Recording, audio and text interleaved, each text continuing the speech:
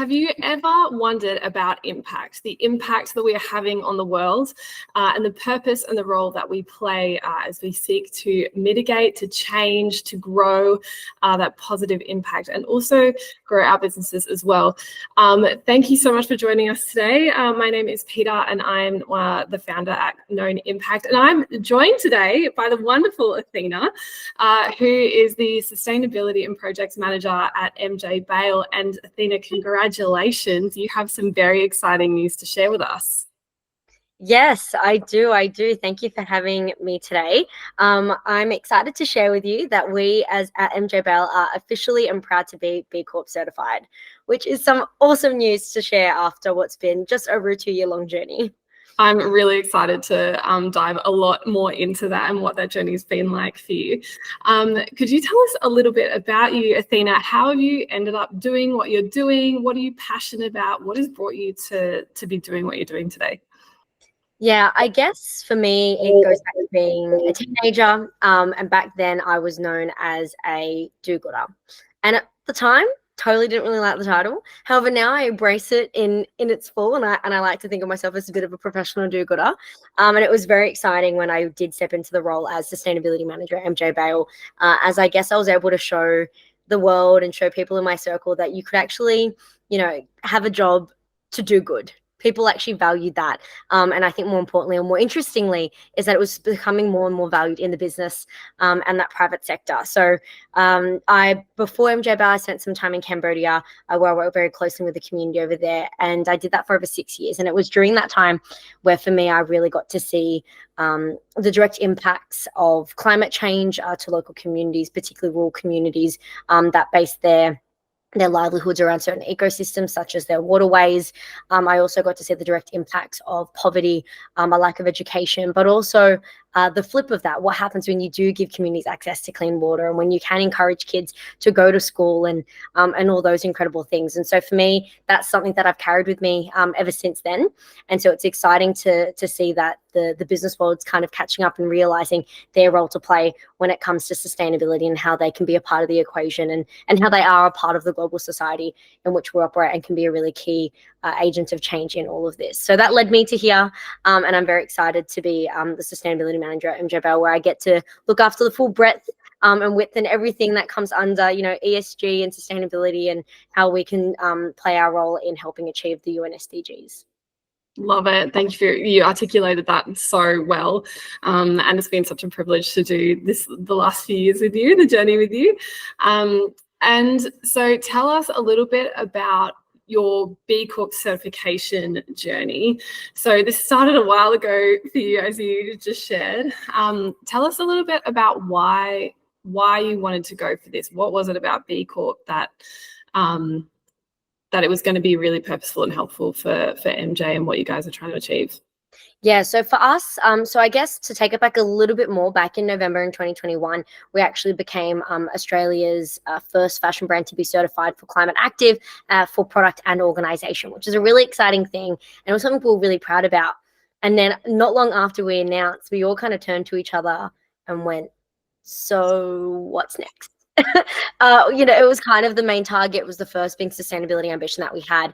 And because it was so big, that's all we focused on for that first period. And then we hit this kind of moment, and that's when I really stepped into the role and got to cover it out, was really starting to get a deeper understanding of what does sustainability actually mean. And so at the time, I remember when I did my first big presentation in this role, I did an iceberg. And on the top of the iceberg was climate action, which is our work on carbon. And like all classic icebergs in any presentation deck, it's what's underneath that visible barrier, which I really focused on. And it was everything else that sustainability was, whether it be, whether it's hunger, poverty, education, life on land, life under the ocean, partnerships, governance, all those areas was all beneath it. And so I guess the job that the challenge we set ourselves out to was, how do we uncover that? So it's not just underneath the iceberg, we're bringing all those priorities to the top and understanding our role that we play and where do we have a direct impact in that we can actually affect change. And in kind of thinking of all these things, there's a lot of ways you can go about it. And wonderfully, the United Nations do have their Sustainable Development Goals, which are a great guiding framework.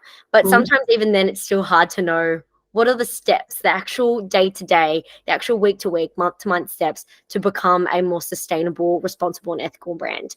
And then it was around this time we had stumbled across B Corp and their B Corp certification and looked into their B impact assessments. And when looking into it, we realized that it was such a fantastic, holistic assessment and process. And although it is an assessment, it also really became a bit of our roadmap as well and really helped us to develop our strategy. And one of the great things about the B Corp assessment as well is that it is underpinned by the UN SDG. So all the things start to sing to each other. And although sometimes they seemed like distinct things, they actually do all start to connect and align. And so, we realized that it was a great next kind of challenge to set ourselves, an ambition to become B Corp certified. We're still proudly climate active certified, but that really does focus on carbon, and we wanted to transition that focus to really cover the full breadth of what sustainability means for the global society and for all stakeholders as well. And that's what B Corp really enabled us to do. And that's why we set ourselves that challenge. And so we started that in the start of the journey back in December 2021 to set out to become a certified B Corp. But I remember the first time I opened that BIA, it took me over 5 hours to get through all the questions, of which I guessed over 50. It can be a touch overwhelming. And I'm pretty sure the first time I did it, and for anyone that's familiar with the BIA, this would make sense to you, I'm pretty sure I clicked the wrong track as well from the beginning. But we corrected that, obviously, because we're now certified. But yeah, it was a lot. And at first it was very, very overwhelming. But nonetheless, when you flash forward to now, it's been a very worthwhile journey. Yeah, absolutely. No, it's good. It's definitely a touch overwhelming when you first open that BIA. Tell us from that moment. So you guys have gone through quite an extensive process of impact improvement. What are some of the things that you have really taken away from that process, and what was that process like for you now that you are certified? I think it was a really eye-opening process. I think I loved being able to develop our improvement plan for the business. It really highlighted, I think, doing the assessment the first time. Sometimes it can also be a bit disheartening when you first see this first score that you see on the screen, because you think that you're doing great stuff. And it doesn't mean that you're not, but then you realize how much more you have the capability of achieving and doing.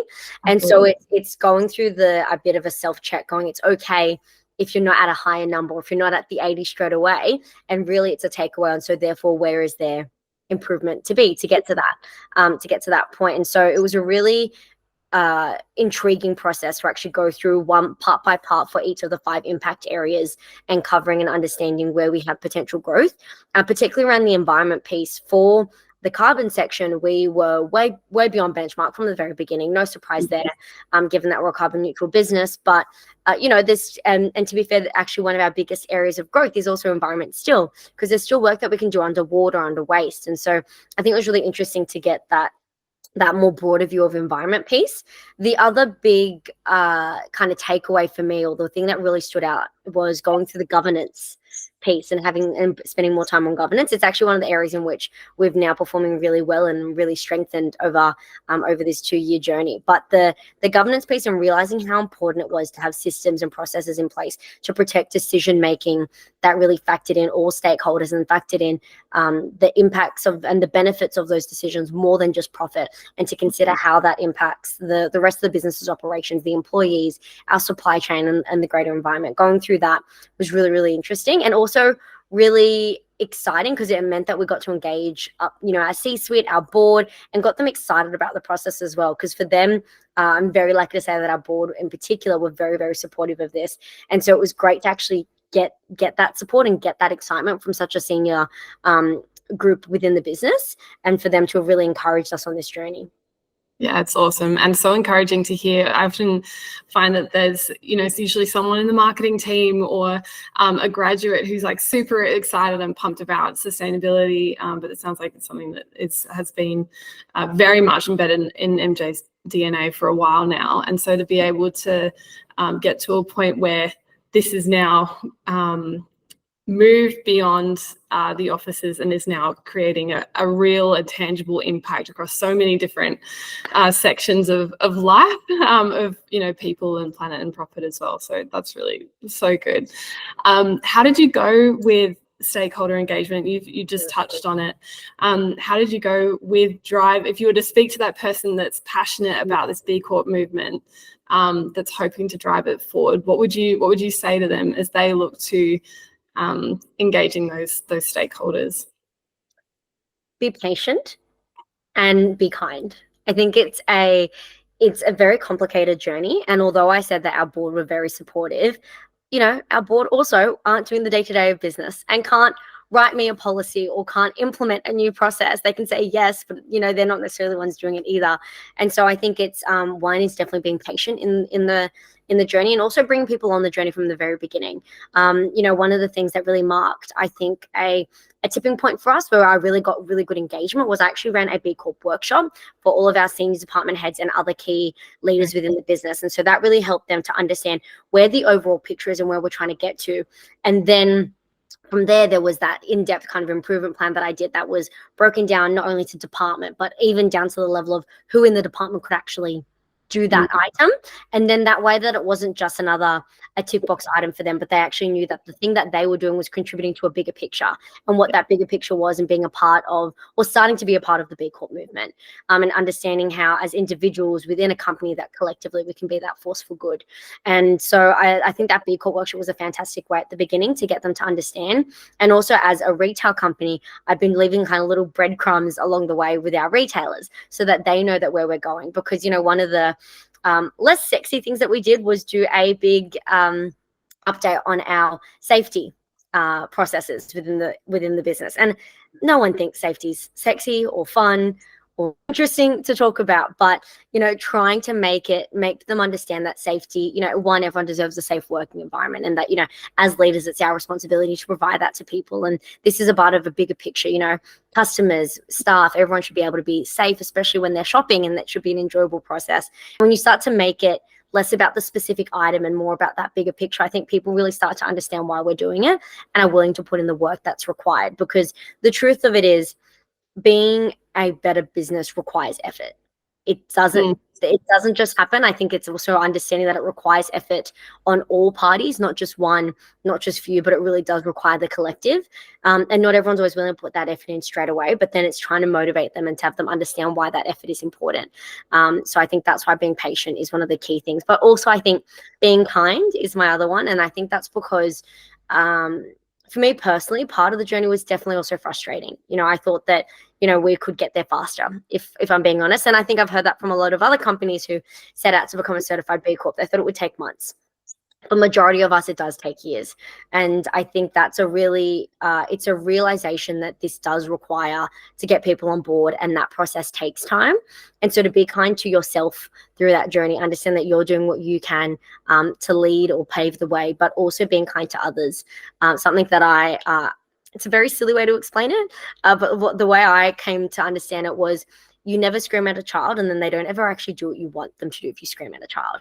But if you kind of convince them and you talk about it really nicely, and you ask them politely, the kid normally does it. And I think I use the example of a child because I think they're a human in the most simplistic and most easy to understand format. There's, if in an adult, you're not going to scream at someone and then hope that they're going to do the policy or do the thing. But when you treat them with kindness, and I think treat the process with kindness, that's when you do get that really positive result.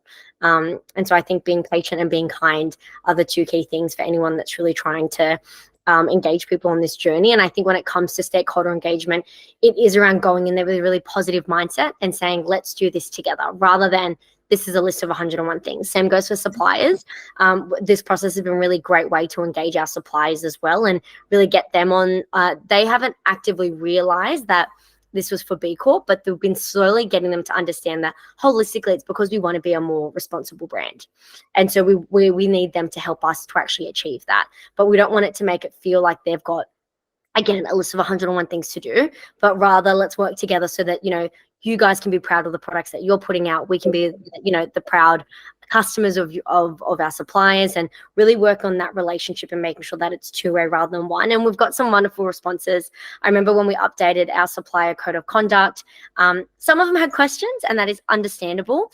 But quite a few of them said, we love the update. We think it's really reflective of the times. We're excited to work with you, and we really align with the objectives and the kind of the mission that you're setting out. And we were like, wow, great. And, of course, some suppliers, again, have questions and want to know more, but there's also a portion out there that are very aligned with this journey as well. So it's been a really interesting process to be able to find different mechanisms, different ways to be able to engage all the variety of stakeholders. Yeah, it's so good. And there's so much relationship building there, right? Like, you're building relationship and trust and transparency with your suppliers. You're building relationship, trust and transparency with your consumers. And then also internally, the kindness starts from inward. We're trying to build businesses that are kind to the planet, that are kind to people, that are kind in the way that they operate, and they think purposefully about the impact that they're having. So no, thank you. There was so much in what you just said to try and encapsulate, but really good. And so now you started this whole journey with what's next, and now you've done it. So what's next? What's next for MJ Bale? What does this B Corp certification mean for MJ's impact going forward? What are you starting to think about? What's percolating in the back of your minds? As we got near the end of the verification process, I was low-key starting to panic. I was like, oh my God, we're actually getting there. And when it's something that you've been working on for over 2 years, sometimes the finish line doesn't seem like you're ever really going to get there. But I think the thing about B Corp is, even when you cross the finish line, it's almost like there's another race to go, and you can get a better PB. And there is more to the training. And I mean, even when you take the analogy even further, you don't just train just to run one race. Like, you're always in it for the next thing. And I think really for us, as it came through, I was starting to panic about what the next really starts to look like. And so fast, there will be a bit of, I think importantly, one, we need to celebrate winning and getting there and really acknowledging it. I think there's also a bit of work that I really want to spend some time in, is really making sure the really wider business fully understand what does it mean to be a B Corp, to be B Corp certified. What does it mean to be a force for good? And making sure all the way down to our casuals teams in our stores really know what it means to be a part of this team, and that we've officially been welcomed into the B Corp movement, and that kind of energy that we want to make sure that we're emulating, and that positivity that has everything to do with being a B Corp. So spending some time working on that. But the other thing is, I'm very mindful of already recertification. The fact that most people would already know that B Corp are, I guess, upgrading, enhancing their B Corp standards, which I've had a good look at. And it's very exciting, because I think the whole point of the B Corp movement is to really push businesses to be at as high as they can when it comes to their ethical performance and their responsible performance. So it makes sense that they're upgrading their standards. And so I'm actually quite excited, although it's definitely going to be a challenge. I think it's a welcome challenge, definitely for myself, definitely for MJ Bale, and I'm sure for every other business going through the journey. So it's definitely starting to look towards, what do those kind of more ambitious standards look like? How can we improve? And, yes, we've become certified, but the other thing is, it's the threshold's 80 points of 200. So there's always room for improvement. And I think the whole part of, B also stands for better. And so, yes, we've gotten to here, but what can we continue to do every single day to be that little bit better? And for us, at MJ Bale, we talk about that our sustainability journey is an infinite journey. And by that nature, it's going to never end. It's going to be forever and ever. And so all we can really try to do is just be a little bit better than we were yesterday, a little bit better than we were today. And hopefully we can help, therefore, make a better future for everyone that we touch, for the lives that we get to we get to have walk through our doors, that get to wear our product, and also all the way throughout our value chain. So it's gearing up for those new standards, and it's also having a really reflective look at where can we improve. As I said, environment's going to be a big one for us. How can we do even more for our workers? How can we engage further with the community? And what can we do to continue excelling in that governance piece, and really set ourselves apart from just general business operations, and make business not as usual become our business as usual. Nice. And that is an excellent way to wrap up. And I just want to say a huge thank you to you for your heart in this space. We have such a shared heart and shared journey, so I really appreciate you and your friendship, as well as the fun things that we do together. And speaking of fun things that we do together, just want to share with everyone that we will again be running the Challenge We Chose dinners this year. We haven't formulated exactly what that's going to look like yet, have we? Not yet, but we intend for more because we loved doing them last year. We loved hosting our Sydney and our Brisbane events. I definitely felt my cup very full leaving after both of those events. So we're excited to do some more this year. Yeah, if you are wanting to know more about what those could look like, just jump onto the Known Impact website and you will find it there. But until we see you at those, Athena, thank you so much for sharing about your journey and a little bit about your life. Guys, we really look forward to seeing you around the traps shortly, and we'll catch you on the flip side. Thank you for having me, Feeder.